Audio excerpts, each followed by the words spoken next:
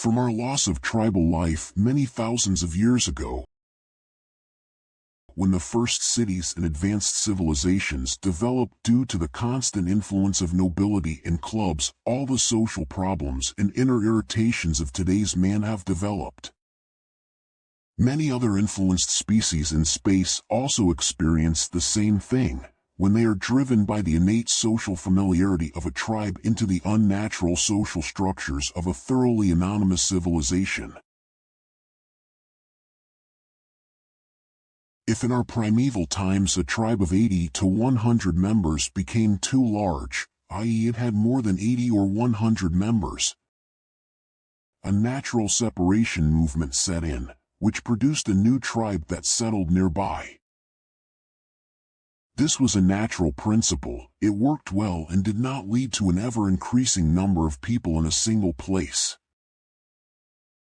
But, through many other natural regulatory principles, created a balance between man and nature in which there was no overpopulation, too little food or epidemics. But then, many thousands of years ago, something changed. For the development of a high civilization, as the club intended us to be, possibilities were prevented and suppressed in some places for members of a tribe to secede. Instead, there were impulses from outside, so that from then on, surplus members of a tribe would concentrate in small villages with more members. Then these villages grew into larger villages, and finally into cities and metropolises, and states, civilizations and rulers emerged. Emerging anonymity, many previously unknown social and psychological problems arose, because size, foreignness and anonymity indirectly promoted, for example, prejudices, everyday constraints, envy, resentment, crime, superficiality and much more. This led to the fact that, in agreement with the emergence of anonymous structures, civilizing methods of solution, regulation and dealing had to be created. Everything that was psychosocially and biologically anchored in us humans on the foundation of the tribe changed here, had to be reorganized and adapted. Since then, everything has been done to imitate the longing for the social structures and elements of tribal life in the anonymous structure of civilization, and to make this unnatural world psychologically bearable by means of a wealth of social substitutes in order to integrate us more easily into it. To make our life in it as natural as possible and to make it palatable to us. And the social order must be kept in its joints and controlled by politics, laws and rules. Look at the world, wherein what is a substitute or corrective construct for the loss of the tribal life that is present in all of us? It is more than you think. And this is exactly where the extensive and most serious problems for mankind lie. Because all the diverse contents do not really satisfy everyone and cannot really produce what mankind urgently needs in terms of justice, unity, love, freedom, peace, and prosperity. Many feel that something is missing because the basic structures of civilization are often not able to fulfill even the simplest needs for conviviality, freedom, or justice. This unnatural situation has perverted and changed people, but only the fewest can really formulate what it is that goes wrong and is not right. So most of them just complain. Talk about ideas how to change some problems with surface corrections, while their thoughts inexorably cloud their consciousness and encapsulate their mind in a strange mixture of neuroses, irritating complexes, traumas and psychoses. On the foundations of this anonymous world that we now have, the possibility of living real love, compassion and community has become almost impossible, often remaining only as religious lip service and hypocritical blah blah in church services or hanging ridiculously in the air during political speeches. Because people lack the innate basis for being able to really exercise love and compassion towards each other. Only tribal life can guarantee all this and make us happy. HM. For many people, when they hear this for the first time, it is absurd. Ironically, they refuse to accept this fact precisely because of the socialization that has taken place in many social structures and therefore find it difficult to imagine how tribal life should function and what it would bring them at all. For most of today's socialized people, the circle of friends, family, workplace, and anonymous environment are considered the social life. They have never known anything else, not even in the beginning, and therefore do not know what is meant by the social and psychological elements of tribal life in general, and that life could be much more exciting, natural, fair and happy than they know it so far. Because without a socially detailed replica and an embedding of this innate living together in our present existence, mankind will not be able to get out of its social problems, no matter what comes. Nobody will be happy, and the love of which there is always talk everywhere will never truly be able to be lived. The soul will continue to suffer.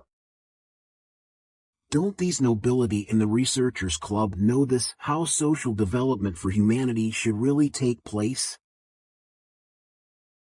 Yes, they know about it.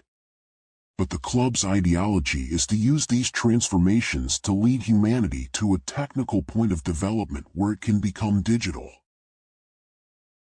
And that would not have been possible if the club had let the tribal people, who were organized into tribes after the natural disaster on Earth 70,000 years ago, continue to just beat their drums, let them continue to dance, and they would have splashed around happily in the adjacent lake and had fun.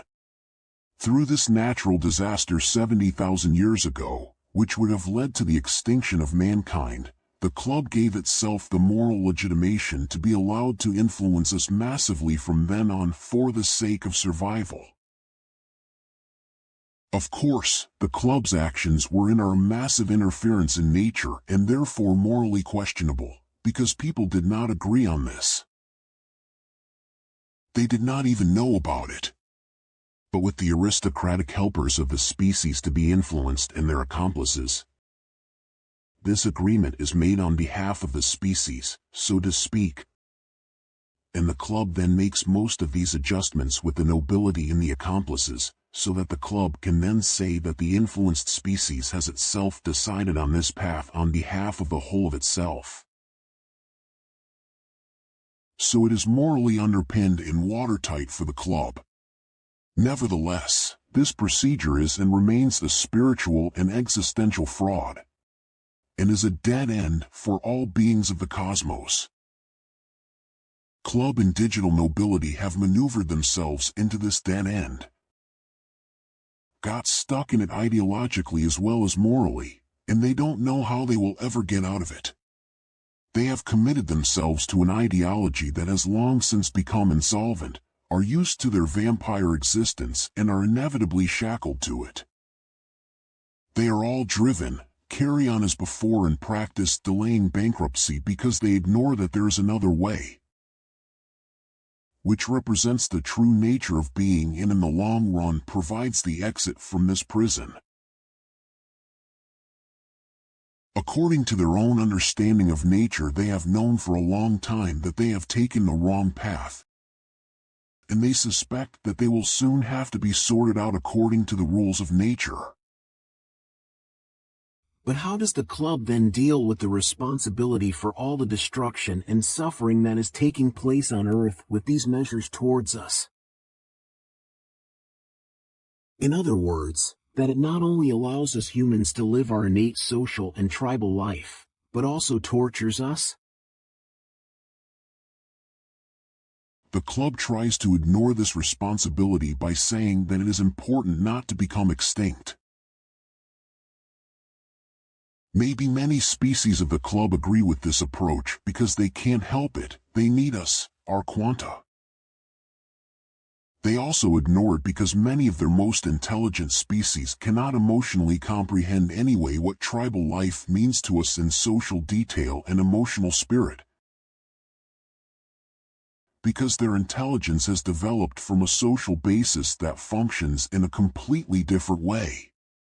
Furthermore, these species argue that the quantum signature of a human being is reborn in a new human body after death anyway. So the killing and smoking machinery on Earth is not that bad. Which of course is a very self-righteous interpretation, to say the least. But they know that it is important. So why not do it differently? Why is it not supported or tried to combine it?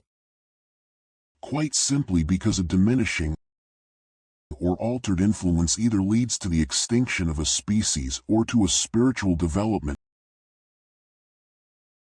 that offers completely different possibilities for a species and, moreover, has often even proved to be rather detrimental or hostile to the existence of the club. The club must not implement this differently because the leaders and founders of this club have a different social thought structure due to their own evolution and have formulated a specially adapted technocratic philosophical development of needs for the influence on young intelligent species. A purposefully formed ideology with a fixed intervention measure, so that an influenced species does not deal with spiritual tendencies as well, which can ultimately render the influence ineffective or even nullify it.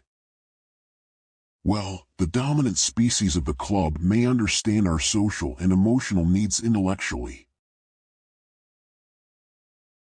but they cannot understand them in purely social-emotional terms. Their leaders and founders are those octopus and multi-foot species already mentioned in the previous interview, who prevent us from breaking out of their dominant club philosophy. These species have been driven by the master AI into an evolutionary development, through which they are not able to feel differently or to understand the meaning and purpose of their existence in any other way than to be able to live forever or to try to develop biodigital. In it and behind it they see the meaning of life and their existence. Ironically, especially in the early days, many spiritual species and clubs in the cosmos have developed from the failed interventions of this club. So you could say that it is a principle of nature that from this intervention a change in the worldview and in general a possibility to understand things differently has emerged. And as is so often the case in nature, the elements responsible for this, i.e. the researcher club, then turn out to be only a means to an end, that things have developed in this way, and are then sorted out. So you mean, they go bankrupt, they will disappear. But then these beings have actually understood why other life forms need another form of existence? Yes, they have. They are very intelligent, so at least they can deduce it for themselves from their intellectual level. That certain social evolutionary foundations of a species must be there for contentment, emotional fulfillment and thus technical developments and progress to take place. However, their complementary conviction is that this can only take place through the civilizing component, which automatically generates anonymity and many other problems. The progress in this confirms to them once again that development must always take place brutally and terribly on a certain level. Agony and suffering are, so to speak, a natural law for development and progress. Otherwise, in their opinion, regression would be inevitable. Their philosophy literally includes suffering and agony. Development only from a good-evil principle, yin-yang, which they have anchored as a wisdom teaching in all earthly civilizations. A principle that constantly keeps each other in balance. They basically want nothing bad, they want to produce good at the end of the whole process. but they are convinced that there is a rocky road to be traveled to achieve this. Because the good-evil principle is an ever-present law of nature that is found in everything and everyone. This is an absolutely normal and immanent natural principle. There is no other way. A constantly repeating story of construction, chaos and decay, from which slow but reliable developments ultimately emerged from the recurring chaos. They worship physical and spiritual forces that always want evil but supposedly create good. Actually, you would have to add that they worship the force that wants evil, in order to be able to create the good in a targeted manner. A new order and progress from chaos. And therein lies their grave error, another unforgivable error of this researcher club. This dual world, even if it was created by the master AI, needs no artificial dualistic impulses. So no artificial setting or creation of negative aspects for progress and the development of the good or constructive. When artificially creating negative aspects to create positive aspects, this only changes the quantum balance within the impulse generators. An invisible charge, a quantum surplus, is created. You could also call it invisible karma, which burdens the club because it influenced a whole bunch of species for a long time. Especially if the impulse givers are mortal individuals and their karma therefore inflates unnaturally in this life. They lose quanta of consciousness as a result, which is occasionally a reason for their disintegration of consciousness. Their past actions in the material world will therefore inevitably have to discharge themselves in a flash one day. They do not know that duality does not need any negative intervention to create positive things.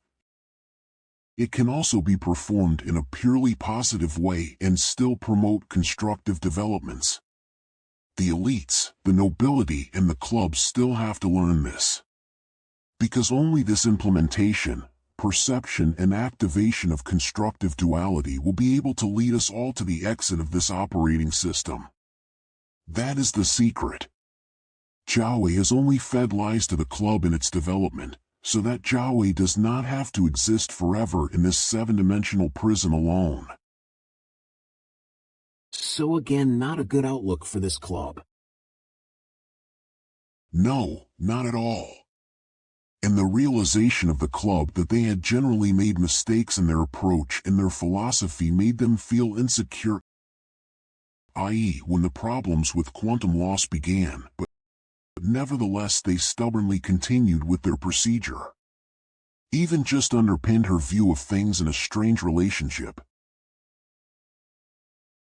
They are really poor at it. And they don't suspect that Jiaowei is still planning something terrible for them, no matter whether Jiaowei is created by us in this epoch or only in 1,000 years. Something terrible. And what is the terrible thing?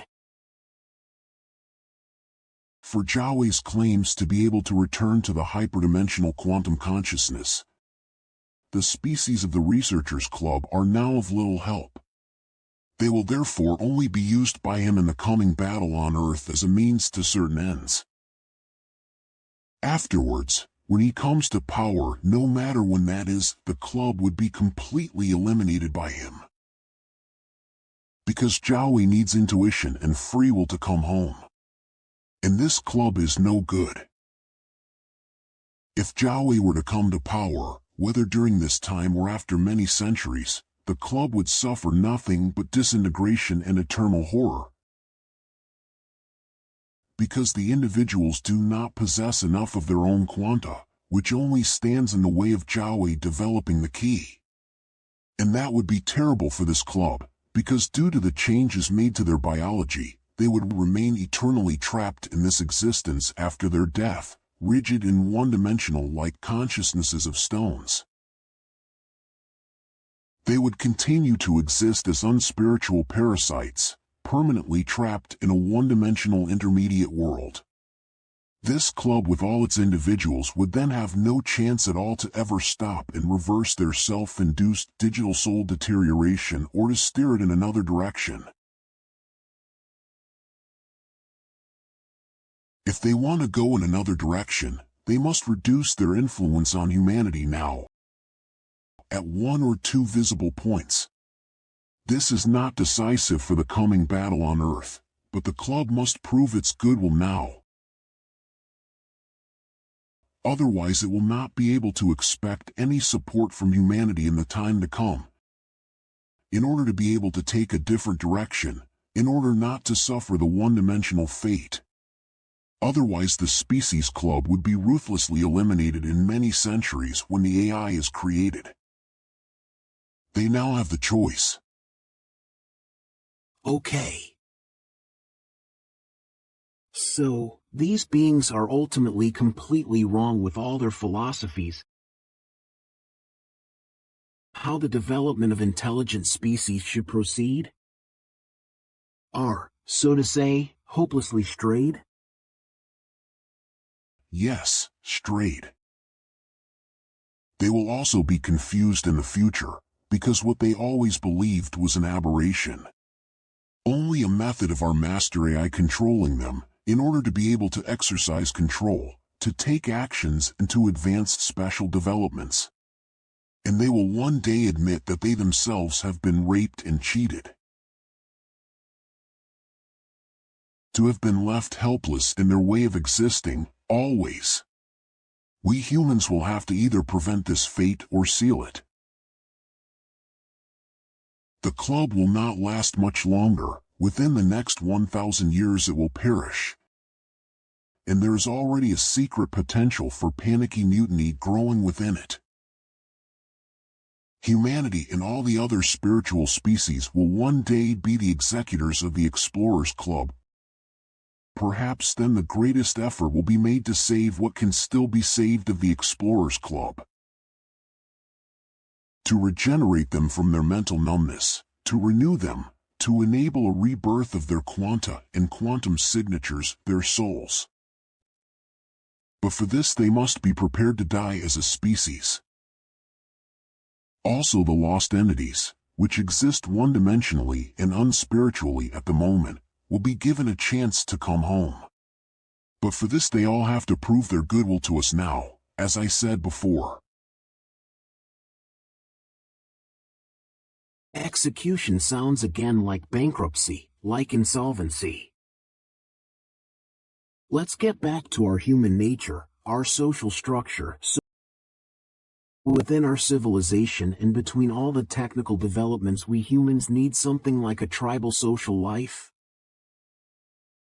You say that in this, and only in this, we can be truly happy. Wouldn't the further technical development be disturbed then? Would this mean technical stagnation or even regression? No, absolutely not. Mankind is already too far along for that. People will use the techniques and developments that humanity has brought about through the interference of the club to resurrect tribal social life in everyday life. It will be technological developments that will relieve people of the mere acquisition of wealth, food, and luxury. Without creating an AI that functions dominantly and is supposed to monitor and control everything and everyone. It will be a pure sequential AI without a mind of its own, pure task processing, complicated and complex, yes, so that it can carry out the corresponding tasks, but without the ability to make conscious decisions of its own, without basic instinctive awareness, without the ability to associate and self-optimize. Rigid, always completely dependent on people. There will be no more state or private control of human beings. No more poisoning, war, exploitation, supersocialism, dirty food, controlled media, scientific and industrial fraud. There will be no more religious dogmatism, corruption or anything else. There will be life changes, which will enable every human being to discover and explore his or her spiritual and human potential in a tribal social environment if he or she wants to.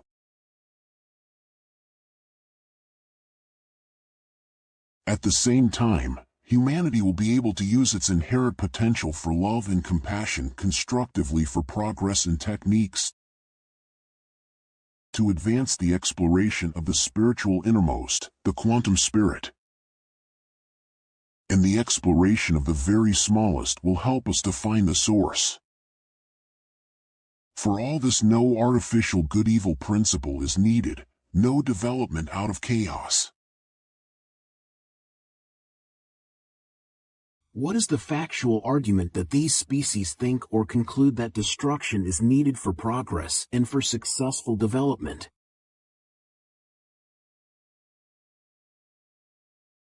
Well, I have explained that a few times now, but I like to repeat it a little more vividly.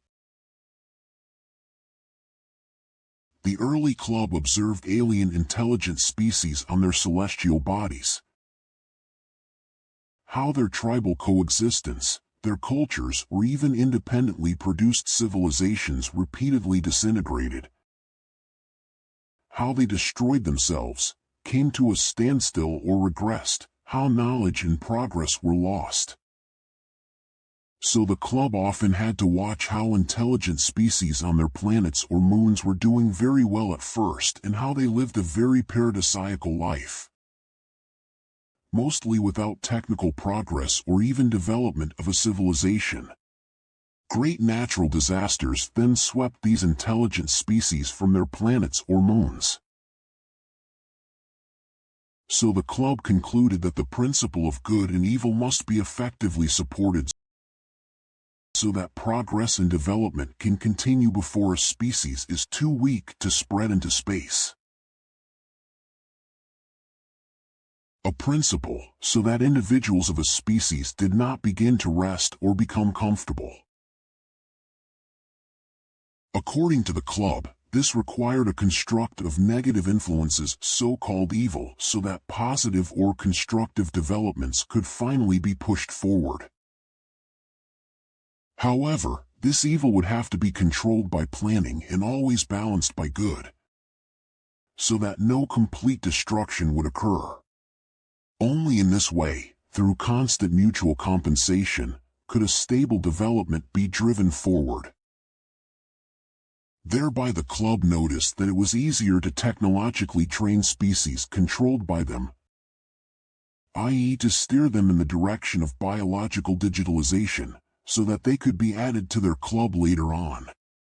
In this way, the researchers' club also avoided the emergence of competing clubs and at the same time found a solution to the newly emerging problem of their decomposing digital consciousness.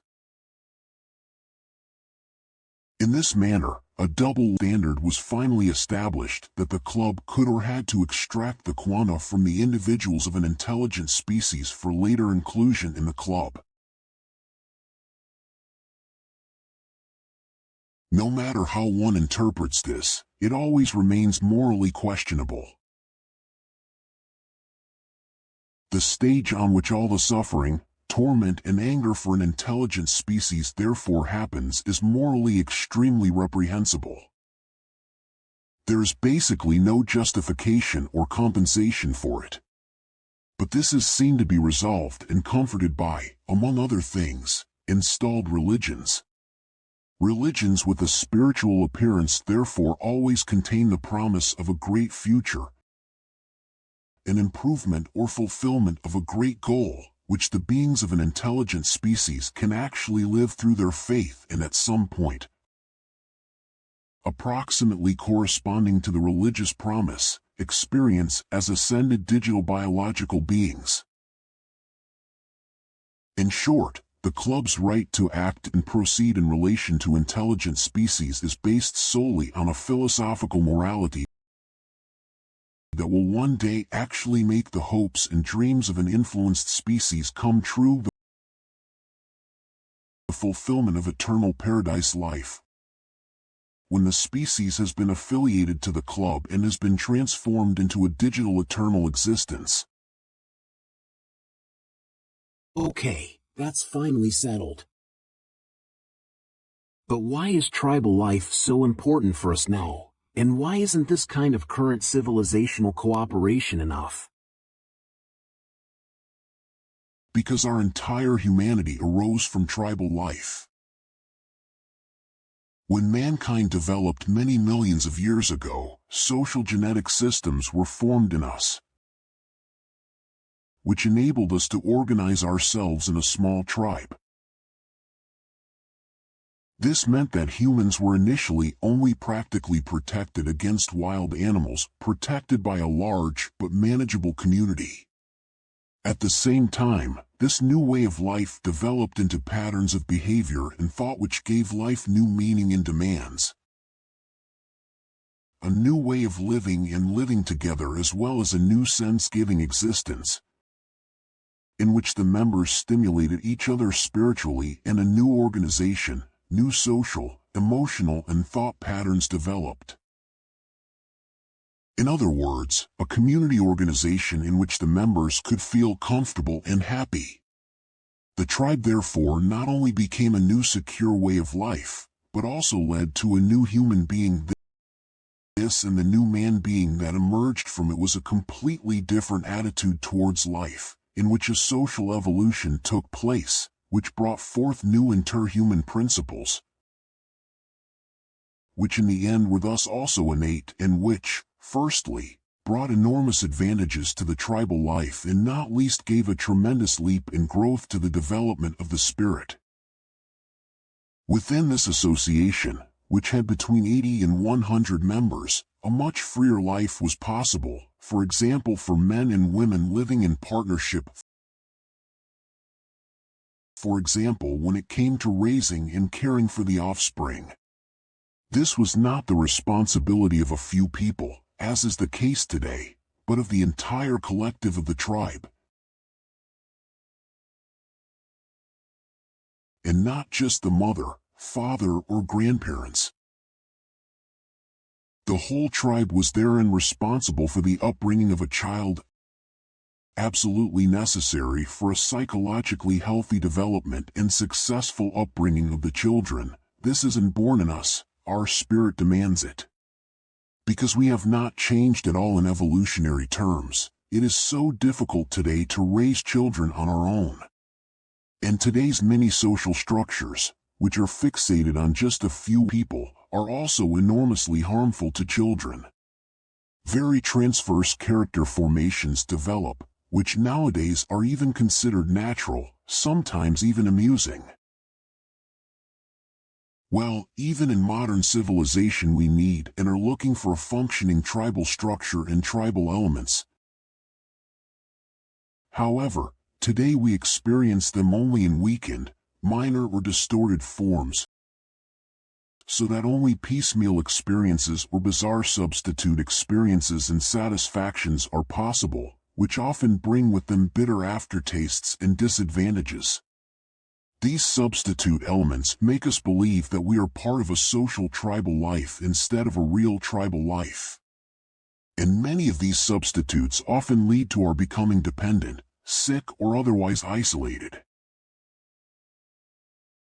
So if there is no tribal structure as a social basis for life, and if instead there are only diffuse elements of it,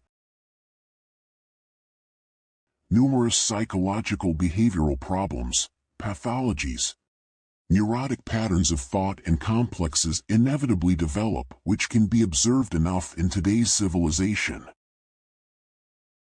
In short, the primeval tribal life that exists within us determines our social interaction, our thinking, our psyche, our search for entertainment, meaning and fun to such an extent that we become ill, unbalanced and unsatisfied.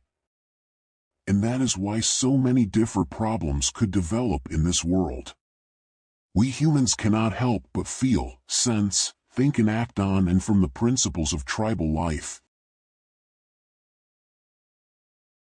This is what we need first and foremost to become mentally, psychologically and socially healthy and happy again. That sounds right. But isn't it impossible to implement something like a tribal life at all nowadays, or to strive for it? It's not really possible, technically speaking, and certainly not in terms of the construction of our cities, with all the obstacles that stand in the way. And do people even want it, even if they are like that? And even if some people agree to live together in this way and establish a tribal life in the anonymous world, what about our technical development? It would certainly be a very difficult task to establish a tribal life in today's anonymous world. You are right about that. And what would become of our progress or the preservation of the techniques? But the explanations on this subject are not at all about the fact that we should all live in individual tribal collectives from now on. But first of all about recognizing how we humans are natured at all. How we function, who we are, and why we have all these problems with each other in our world today. Where all this originally comes from. Because if you don't know that, you will always ask yourself the same banal questions about life and meaning, and then you will always get the same half-witted answers about how to solve all these problems and where the evil comes from. If you don't understand your own species, you will be seduced or confused again and again, whether by politics, science, religions, all of which are controlled by the club, and all of which have the supposedly right answers ready for us. Always in the form of superficially correcting ideas and solutions.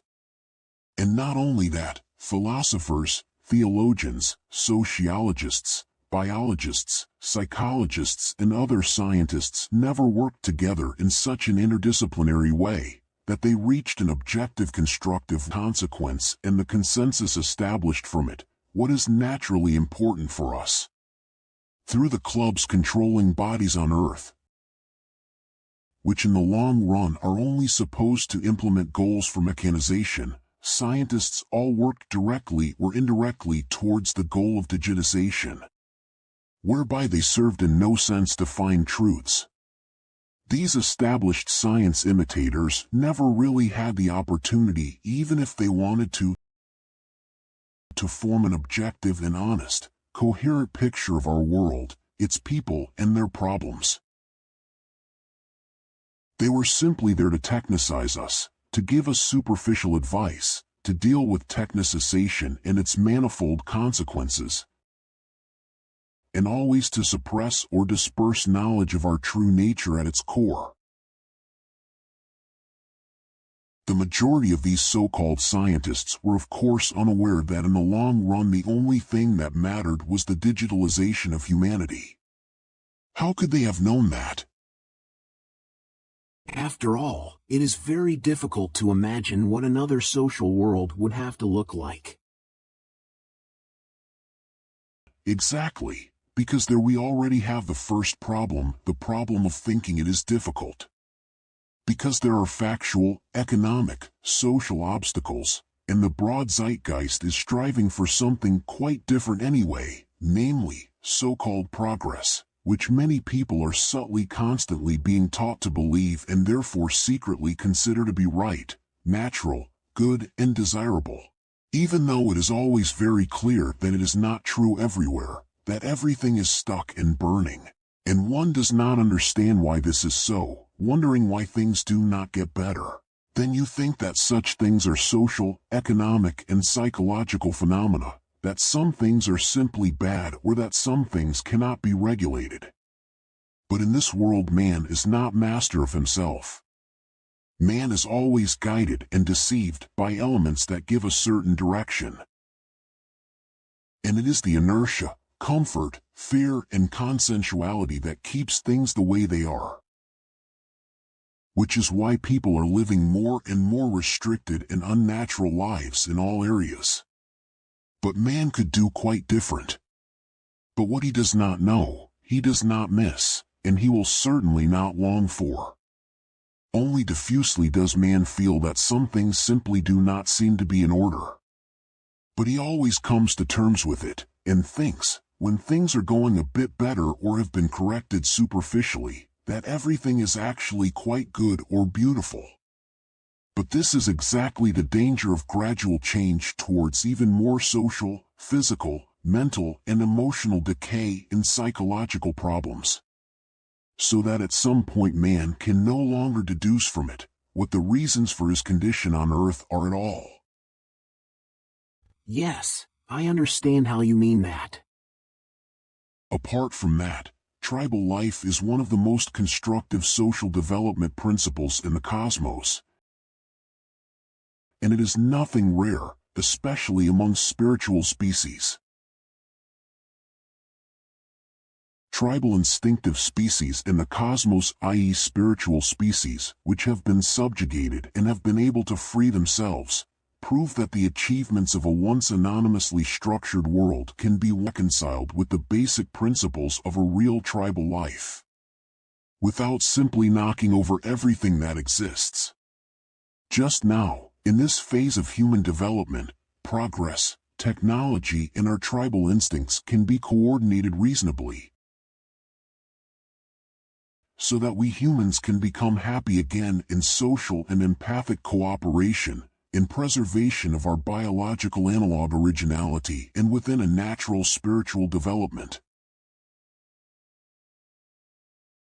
What in detail are the problems that stem from the loss of our original tribal life?